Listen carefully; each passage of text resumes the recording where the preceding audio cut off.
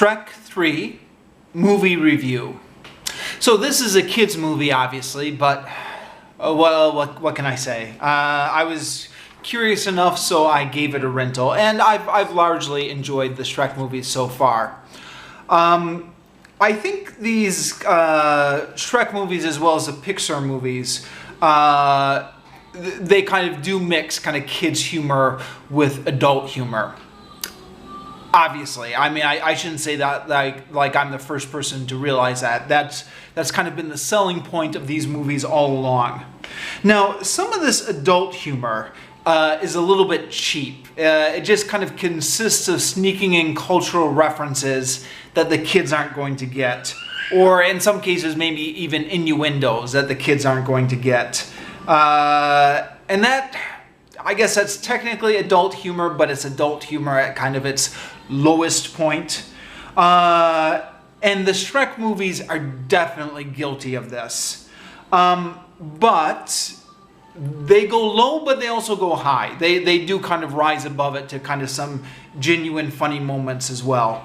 And the premise of these movies, which is kind of a satire on the fairy tales, it's a little bit cliche, but they do it well, and there are so many fairy tales or so many centuries of folk tales to draw on and satirize that they're still going strong at the third movie. Now, because this is the third movie, at this point, there are a lot of characters to keep track of. And I don't really complain about that. You know, I grew up as kind of a comic book fan, so I kind of love having a convoluted continuity and lots of different characters to keep track of. But I do admit being confused at the beginning of this movie, and it has been a few years since I saw Shrek 1 and Shrek 2. So maybe I just need to go back and watch those two movies. But right at the start of the Shrek 3, there's an ogre princess with a human mom and a frog dad. There's a donkey married to a dragon with several flying donkey kids.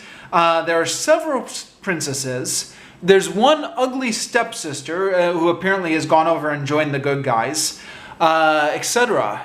Like, if none of this makes sense to you, and I was a little bit confused myself, I guess watch the first two movies again before watching this. There's some Monty Python alum in this movie, which I love because I'm a huge Monty Python I'm a huge Monty Python fan. So there's both John Cleese and Eric Idle are in here. John Cleese only had one brief scene, but Eric Idle gets to really ham it up as Merlin for an extended period. I also thought the scenes in the medieval high school were hilarious. My only complaint is that it was too short. I would love to have seen more of Shrek satire on high school life. All that being said, I do have to confess to getting a little bit bored as the film went on. Now, some of that is probably my fault. I've got a short attention span that's been ruined by too much time on the internet. But I definitely would have liked something that's a little bit more fast-paced. Near the end, I even resorted to kind of doing some household chores or cleaning in the background, just to keep myself from completely falling asleep. Now, like a lot of comedies, this film does have some very funny high points. But unfortunately, it doesn't sustain those high points over the whole time. And it's those in-between moments that the film really has trouble keeping the momentum going. Also, they get sappy. There's a few too many heart-to-heart talks and character growth moments for my tastes. But I guess that's what you get when you rent a kids' movie.